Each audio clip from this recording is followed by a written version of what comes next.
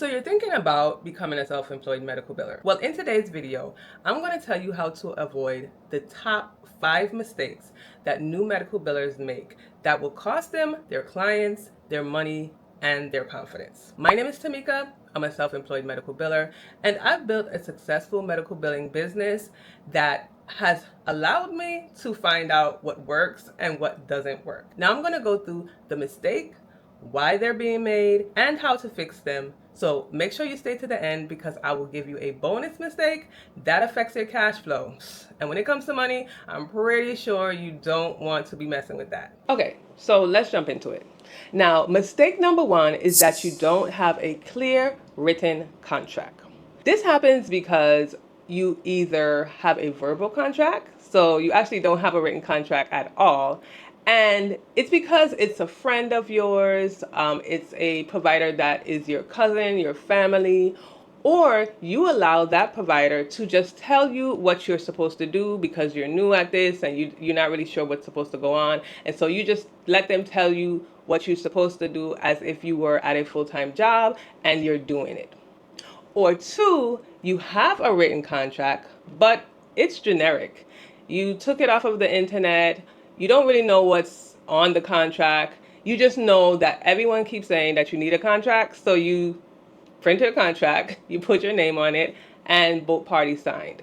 No, no, no. That is not what I would recommend. So how do you fix this?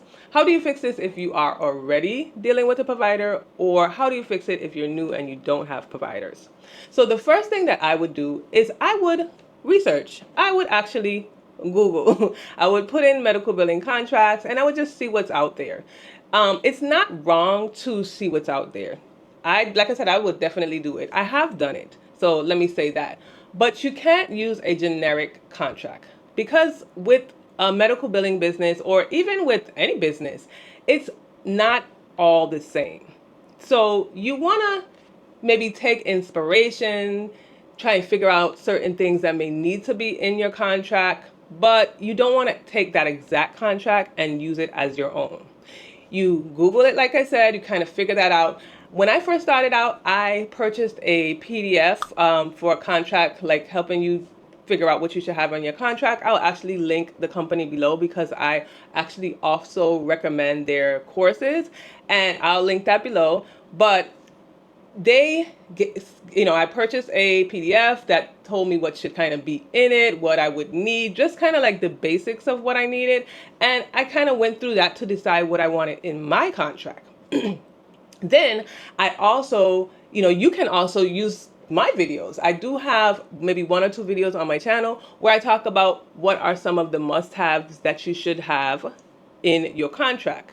But even through all of that, you still need to sit down, read your own contract, read the sections that you have, and then think about other things that you may need that I didn't tell you, that someone else didn't tell you. Because if you're already billing for someone, or maybe you are a full-time biller, so you know what should happen and what goes on with providers, you may want to add or delete certain sections in your contract. So just remember that Googling is not a bad thing, and if you have already purchased a contract, it's not necessarily a bad thing, but make it your contract, because what you're going to do in your billing business compared to what I do or someone else is going to do is not going to be the same.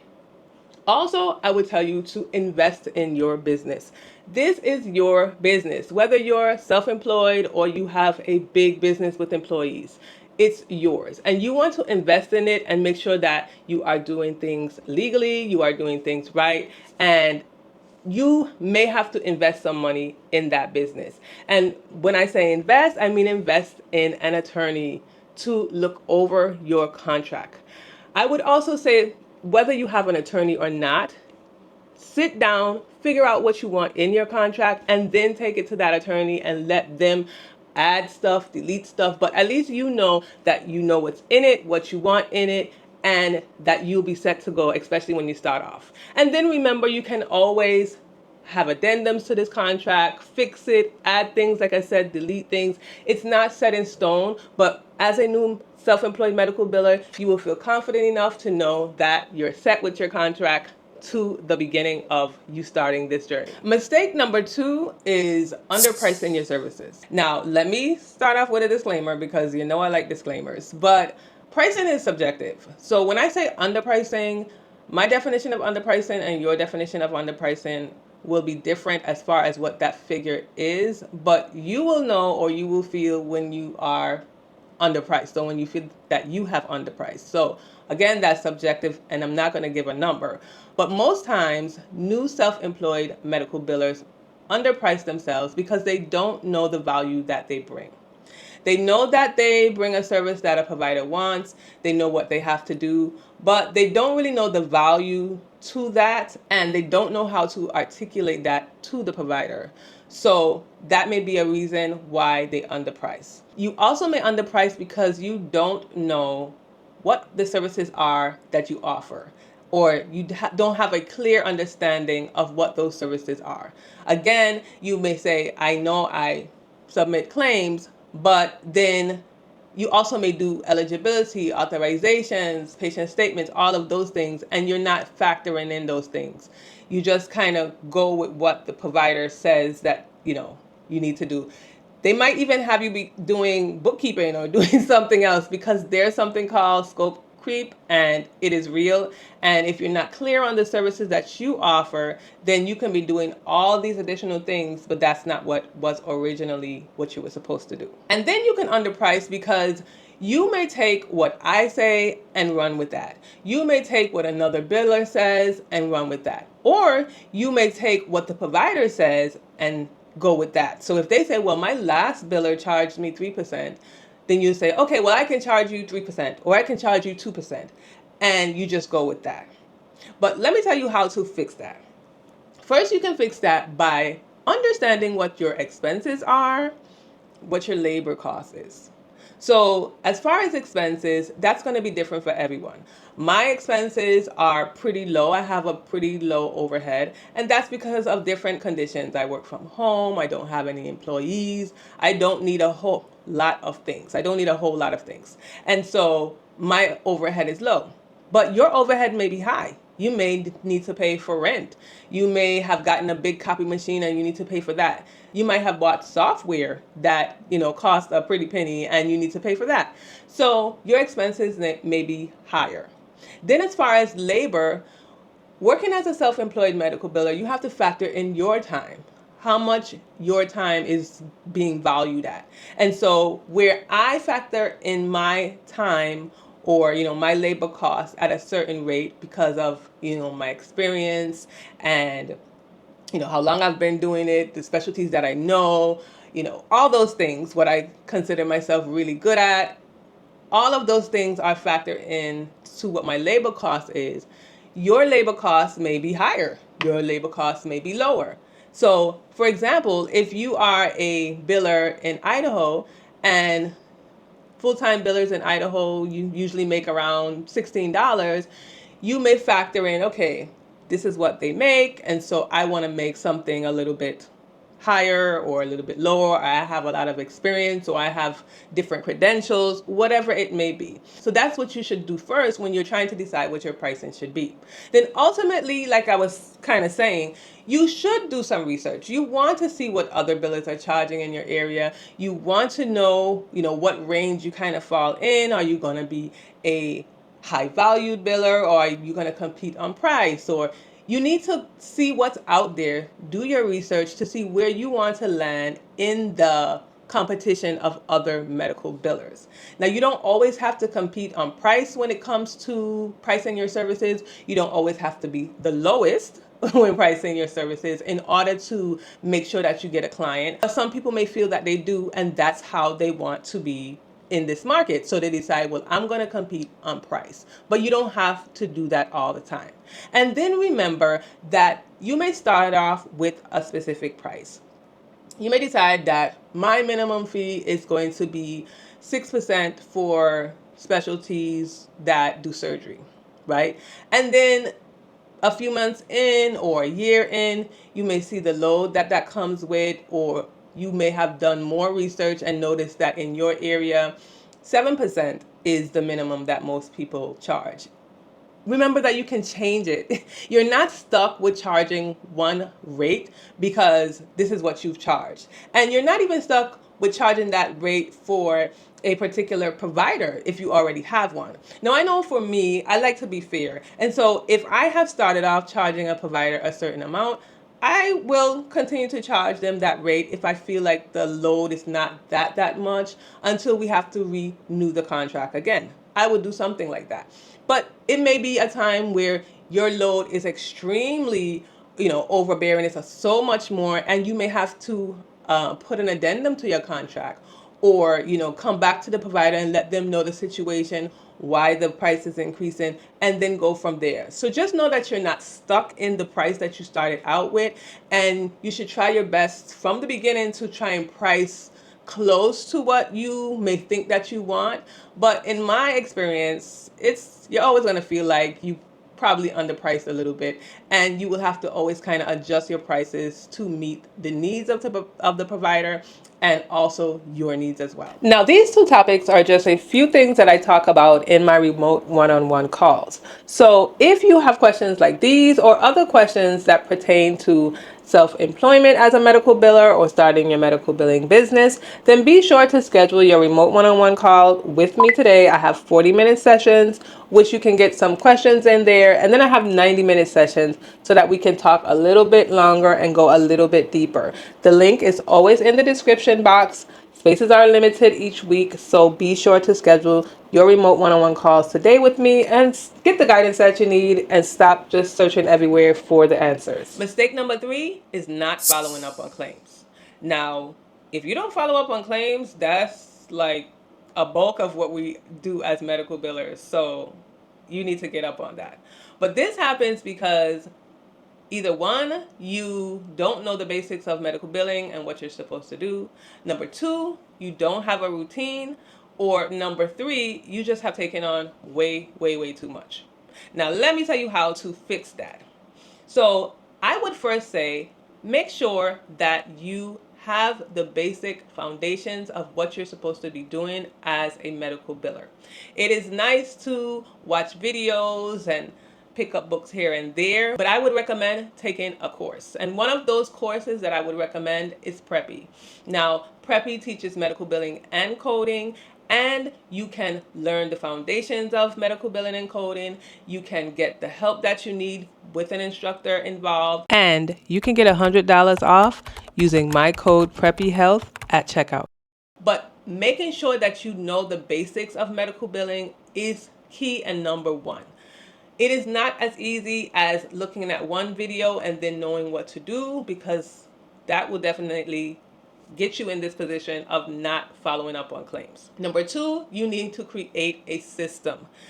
You need to have a routine. You need to have a workflow of what you're going to do when it comes to following up on claims. That is not something that you want to decide you're going to do every now and then, or whenever you remember. There needs to be a formal system, workflow, or routine that you follow consistently so that you can make sure that these claims are not being backed up and the provider is not losing money. And there is nothing wrong with starting off slow.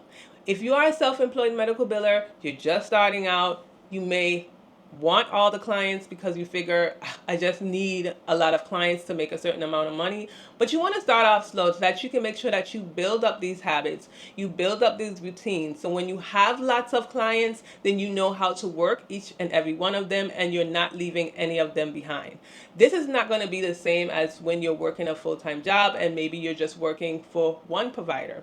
Or even if you have a full-time job and you're working for several providers, you're still within the same company and the workflow and stuff is pretty much the same. But when you're working as a self-employed medical biller and you're working for different types of clients, different types of organizations that have different workflows, different staff, and all of that stuff, it is going to be important that you know what you're going to do and be able to follow it, where you can stay up on following up on claims, because again, like I said, this is the bulk of what we do and it is very important to the provider's revenue. Mistake number 4 is poor client communication. Now, this for me is one of the reasons that I get most often when I'm in a consultation with a provider for why they have switched providers, if they've had one, even in-house sometimes, is because of poor communication. And this happens because, number one, when you're not in-house and you're remote, I guess you tend to forget that you have a provider. I don't know. Or because you're not going into the provider's office. Number two, you're not setting boundaries. And you're not setting boundaries, let's say, when it comes to your services, what you're supposed to do, what times they can call you. Number three, you become overwhelmed. And then you become overwhelmed and you stop really communicating with them. You're so tired of hearing from them. You probably have too many providers and a lot of them are like bombarding you. And so you just start to like ignore them or, not follow up on their calls or, just you're not very communicative. So those are some of the reasons why you have poor communication. But let me try and give you some things that you can do to have better communication. So the first one is to communicate regularly. Now, this is either through calling them, passing by their office, having monthly meetings, communicating with them through email, just some way that will keep them informed and keep them in the loop. Now, for me, as an example, I work for a provider that is not on the same island that I am on. So I can't just pop up to the office and say, hey, how you doing? Right? And I probably wouldn't do that even if I was on the same island as the provider. But one of the things that I do is we have meetings. Now, we used to have monthly meetings and now we changed it to quarterly meetings. We changed it to quarterly meetings because we speak through email. So the provider feels like they're so involved anyway that they don't even really need the monthly meetings. They have quarterly meetings. And some of these quarterly meetings have also extended to every 6 months instead of every, 4 months or 3 months. It has extended because they are in the loop. When they ask me questions, whether that is through text or email, I prefer email. And so whether that's through that way or sometimes they have called me because maybe it's a little bit urgent. However we are communicating, I just make sure that I communicate with them. But I also set boundaries because I don't answer emails or phone calls or texts on certain days. When I am off, I am off. So it doesn't make me feel overwhelmed. They know that I'm off at this time. So if I don't respond to them, it's not that I'm ignoring them. I do see it and I will get back to them. And they feel comfortable with me. So you have to make sure that you put in place a clear communication policy and then follow that clear communication policy. If you tell them that you'll answer their emails within 24 to 48 hours, answer it. If you say that you're going to call them back in 1 business day, then do that. And that will help a lot with communication. And let me not forget about being transparent. You want to make sure that you are transparent in things that is going on with their billing services. So if there's an issue and it's a big issue and something that they should know about, let them know about it. I know for a long time for me, every time something went wrong or, let's even say something could have not really have gone wrong. It could be something that was not even your fault. Medicare could have decided that they're taking back a certain amount of money for a certain amount of claims. And as a biller that they're going to say, oh my God, what did you do? What can you do? What, right? So you're all anxious about having to tell them it. But you say, this happened on, Friday afternoon, you got this notice. You call them on Monday. You let them know this is what's going on. This is how I'm going to fix it. And you're transparent with that, which makes them feel comfortable that you're doing what you're supposed to do in the job. You're communicating with them what's going on, and they're not feeling left out. Mistake number 5 is not treating your business like a real business. And this happens when either one, this is like your side gig. Maybe you have a full-time job, your business or this self-employed medical biller thing that you're doing hasn't really kicked off, and so you're not really making a lot of money from it. And so you kind of just have it like, this is a little bit of extra income, so you're not really treating it like a real business. You may also not treat it like a real business because you don't have a business mindset. You're still in this employee mindset, which there is complete difference between the two. And so You're not treating it like a real business because you don't have that business mindset.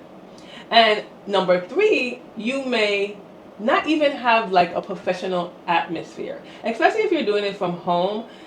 You may not have distinguished your business spot or your business area from your personal area. And that really matters because if you're doing billing while you're sitting in bed, you're not going to feel very professional. If you are wearing your pajamas while you're working, which nobody come for me because I know people do, but I know for me, that doesn't make me feel professional. And it can put my mind in a different space. So these are some reasons why you don't treat your business like a business. But let me tell you how you can combat that. And the first way is to always think of yourself as a business. This will affect a lot of different things. So if I'm speaking to someone and they're asking me about, even if I have a full-time job or not, and they're asking me, certain things, oh, what do you do? What's this, what that? Always say, well, I'm an entrepreneur, or, I have a medical billing business. Always speak about yourself like that, because if you don't believe it or if you don't say it, nobody else will. And I'm saying this from experience because it has taken me such a long time to understand that. I used to talk about myself, but I would never really talk about my business. And many people that I knew for years didn't even know I had a business, which was a missed opportunity for me, because if they don't know about me, then they can't come to me or they can't send people to me. So always, always, always think about yourself like a business. Number two, take what you have learned in your full-time job as something that you can take to your self-employment or your small business. Take those things. So would you go to work in pajamas? No. Would you go to work without, getting up, taking a shower, fixing your hair, eating? No. Would you do, or would you be able to do your work as a full-time employee, wherever that is, lying flat on your back, on a couch, in a chair, on a bed? No. Take those things and apply them to your business. And also take things like the skills that you had, the things that you did. You would always address a customer, or the way you speak to people. Take all of those things that you have learned in your full-time job and apply them to your business, because you want your business to be as professional or more professional than the places that you have worked before. Because you may have started your self-employment business or started your medical billing business because you didn't like the way certain things were going where you used to work. I know there are plenty of people who feel that way. So learn from those experiences and bring them into your business and make them as professional as you can. And then get out of your mind this unrealistic perception of what you think a business should be. So I am going to say this because I had this for a long time as well. Some people only think of a business as a physical building or a physical place. Or you may be one who thinks that a business is only ones that have employees. And since you're by yourself, well, this is not a real business. Take those perceptions of what you think business should be and kick them to the corner or kick them out the window. You should not have these boxed in, enclosed perceptions of what business is, and know that as long as you are putting in the effort, doing what you're supposed to do legally, professionally, you are a business, and you are a business whether it is just you or it is many people. Now, here is the bonus mistake, and I'm so glad that you stayed to the end, because it is poor cash flow management. And this happens because you are totally focusing on just the billing services. You got into being a self-employed medical biller or starting a medical billing business because you love billing. That's what you want to do. But you cannot just focus on your billing services. If you're self-employed, if you have a business, if you're the owner, now you have to deal with other parts of your billing business. The administrative parts, marketing, all of those other things. And you have to do more than just bill so that your cash flow can keep coming in. Or you have to be able to do more than just those services. So focusing on just your billing services. Also, you may be spending on unnecessary expenses. So you might get in a little bit of money here. You've gotten, a few clients, or maybe you've just gotten one client and they're paying you a decent amount, and you figure that, okay, I can upgrade my laptop, I can upgrade my printer, I can get this mural in my office that I always wanted. And, that's fine and dandy if you really have it, but you need to make sure that you're not spending on unnecessary things. Because when it comes to self-employment, this month can be great, you can make a lot of money, and next month you can be in the hole. So you really kind of need to see if you really need the things that you're spending on, or if it's just that you want them and now you have the money, so you're just gonna spend it. And then there's one that you may or may not be able to do, but you're not preparing for self-employment. Now, I know that some people become self-employed not necessarily by choice. Maybe they have gotten fired or they've gotten laid off, and so they just decided that this is what they were going to do. But if you have the opportunity to prepare for self-employment, I would say do that, because not being prepared for self-employment can be a big wake up call, can be something that can be really stressful, and not preparing for it can definitely mess with your cash flow because you might not have any cash flow. Now, let me tell you how to fix this mistake. So, first, if you can prepare for self employment, prepare for self employment. Put some money aside each week and build up that nest egg that you'll need for when you are self employed. Figure out how much money that will be, personally and professionally. So you are going to now have to sustain yourself, especially if you're a full-time self-employed medical biller. And to help you do that, you should create a budget. Budgets are kind of like that bad word, but it's not. It's really more of a freedom plan, of a plan for you to decide how your money is going to work for you and what it's going to go towards, and if it's going to go towards the goals and the things that you want it to go towards. And last but not least is to learn how to be a business owner. Learn the things that you will need to do.